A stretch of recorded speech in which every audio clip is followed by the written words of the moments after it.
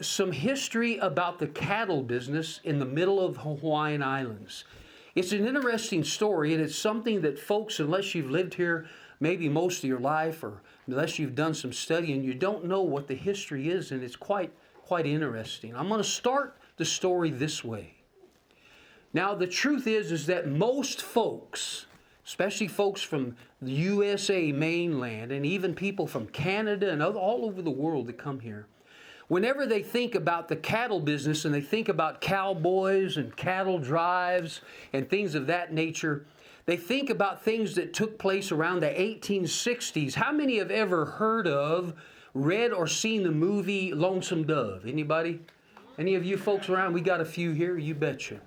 Now, that was a true story, for most part true, of two Texas cowboys that ran the very first cattle drive that come out of Texas.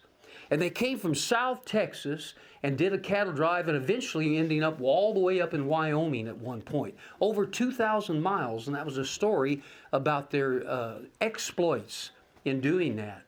But that was something that took place in the 1860s, and we think, that's what we think about when we think about cattle and cattle drives. We think about them cowboys back in the 1860s.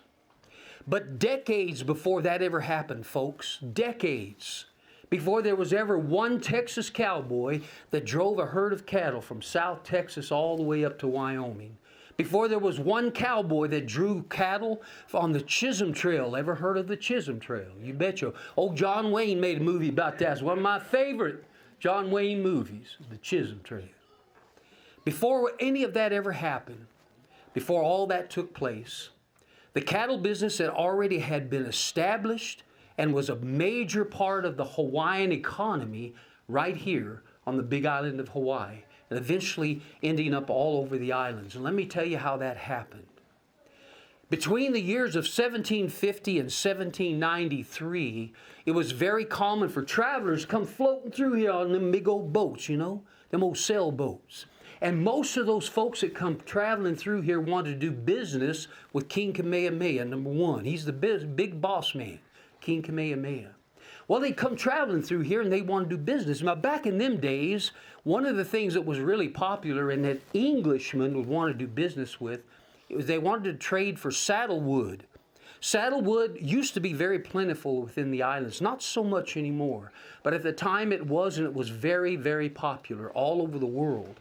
And they'd come through and want to trade with the king, get some of this saddlewood. But if you're going to do business with the king, you had to bring the man a gift. And so people would bring all kinds of gifts to the king. They'd bring all kinds of plants and flowers and trees and critters and all kinds of stuff. In fact, a lot of the trees and the plants that you see in the Hawaiian Islands, they didn't all come from Hawaii. They aren't necessarily indigenous to Hawaii. They came from someplace else. You stick them stuff in that volcanic oil or volcanic soil, and they just pop up like crazy. That's the way things are in Hawaii. And that's why we see so much of that stuff. A lot of it's good, but a lot of it's bad, even for cattlemen. We have some plants like fireweed that kills the cattle if they eat it. And it came from someplace else. And all it has to do is touch that ground. It just goes like crazy. Well, the folks had come through and they do business with the king. But in 1793, there was one particular traveler that came through by the name of George Vancouver. That was the man's name. He was an English man. He come through here on one of them there boats.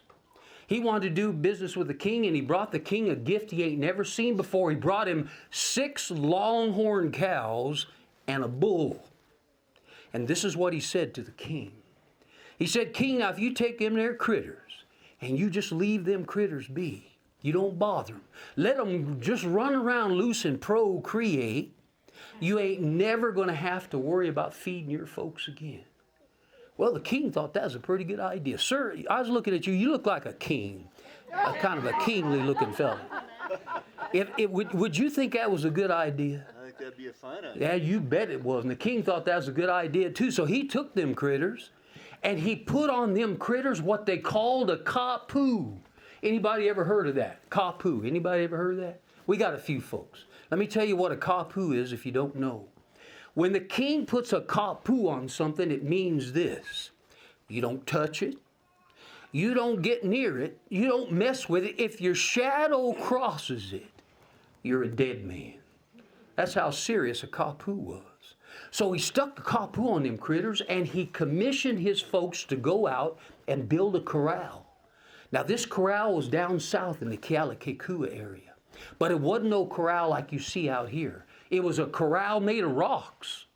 And they built this corral 400 square acres. And they stuck them cows in there with that kapu on them. Well, about 10, 12 years passed. Kapu's still on it, but a problem happened. A bunch of them cows got loose. Until finally, after about 10, 12 years, you know what happened? There were 30,000 head of longhorn cows running wild on the big island of Hawaii. 30,000. Well, sir, that's exactly what old George said would happen, wasn't it? That is. That's right. So George was right. Them cows, they procreated and they was everywhere. And that was just exactly what he said, but that was not the problem. The problem was threefold. Let me tell you what happened. Whenever them Hawaiian folks would plant food to eat it, you know who'd eat it first? Them cows. Well, they'd build themselves a little bitty old hut, and they'd throw a thatch roof on top of that hut. Them cows would come along, and if they could get to the top of that roof, they'd eat that roof right off the house. So they was eating the Hawaiian folks out of house and home. Every bit of it. Well, that was a big problem, but it wasn't the worst problem. That was two problems. There was one worse. You see, when the Hawaiian folks had tried to shoo them cattle away because there was a kapu on them still, whenever they tried to shoo them cattle away and get rid of them, you know what them old cows would do? Longhorn cattle? They turn and they kill some of the Hawaiian folks. A longhorn cow can have from one tip of one horn to the tip of the other one can be up to 8 feet. And whenever they turn and they'd run at these folks, they could kill them very easy. And that's what would happen. Well, this went on for a while until King Kamehameha III got in charge. When King Kamehameha III, which was the second son of King Kamehameha I, when he saw what was happening, he said, well, that's enough of this nonsense. We're going to put a stop to this. He told his folks, go out there and get them critters and eat them. But there was still a problem. They didn't know nothing about dealing with cattle.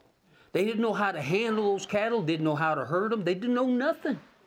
So whenever they go out there and try to figure out ways to capture these cattle and butcher them and eat them, what would the cattle do? They'd just turn and they'd kill these folks. Well, another traveler came through. The next traveler said, King, I see your problem. I'm going to tell you what you need to do. What you need to do is you need to send a couple of your representatives over to California, which is in that direction. And when you get over there to California, there's these old boys over there called Vacaros. Anybody ever heard of a Vacaro? There you go, sir. You've heard of a Vacaro. Vacaros are Mexican cowboys. They've been dealing with these longhorn cows for 100 years. They knew everything there was to need to know about cattle. So he invited those Vacaros to come on over to the Hawaiian Islands. And then the Vacaros brought their gear, their tack, their horses. They brought everything that they needed to do to teach the Hawaiian people the cattle business. And from that time on, they started teaching the Hawaiian people how to handle cattle, how to butcher them, what to sell to the traveling merchants that come through the Hawaiian Islands on these ships. And the cattle business started to become one of the major commodities for the Hawaiian people. To this day, right now, folks, if you look it up, when it comes to agricultural exports and what's important to the Hawaiian people and the money that's made, the second most important to this very day is the cattle business. There are 4.5 million acres of land in Hawaii.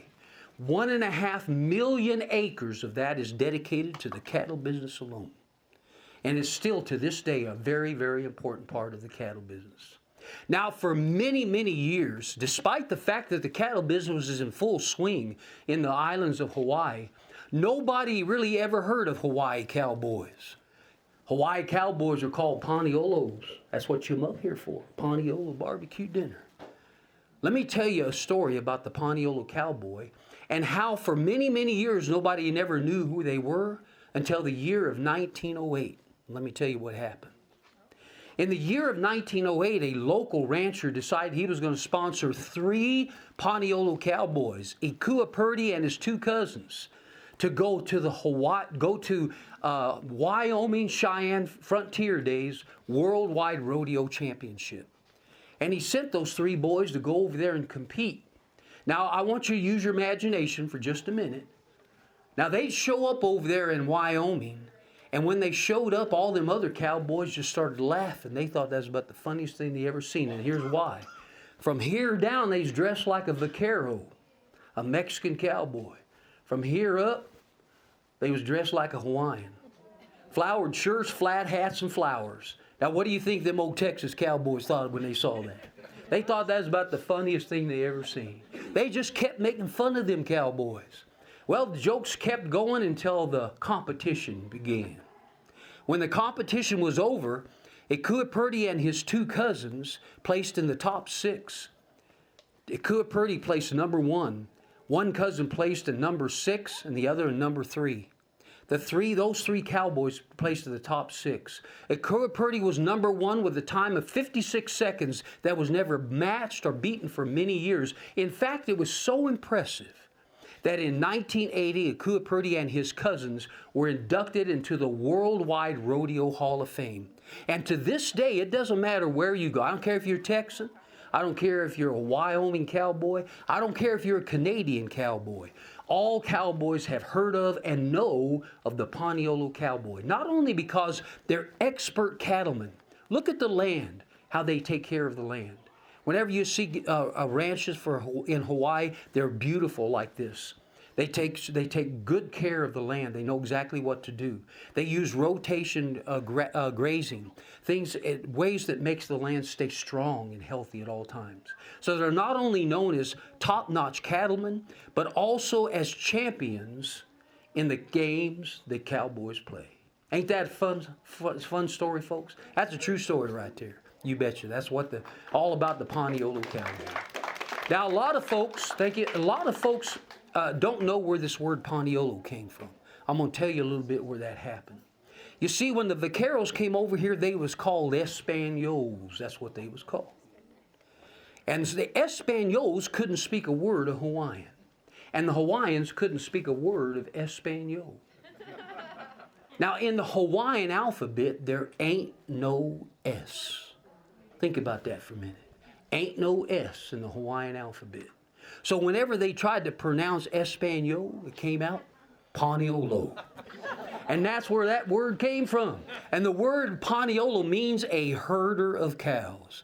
And that's exactly what happened. So folks, whenever you see a Paniolo cowboy, or you ever heard of a Paniolo cowboy, you can be assured that they're top-notch men in everything that they do as cowboys. And all of the ranches in Hawaii, at least most of them, to this day still operate like they did in the 1800s. They stick with the tradition, and they're top-notch cattlemen. There's no doubt about it. Anyway, folks, thank you very much for that.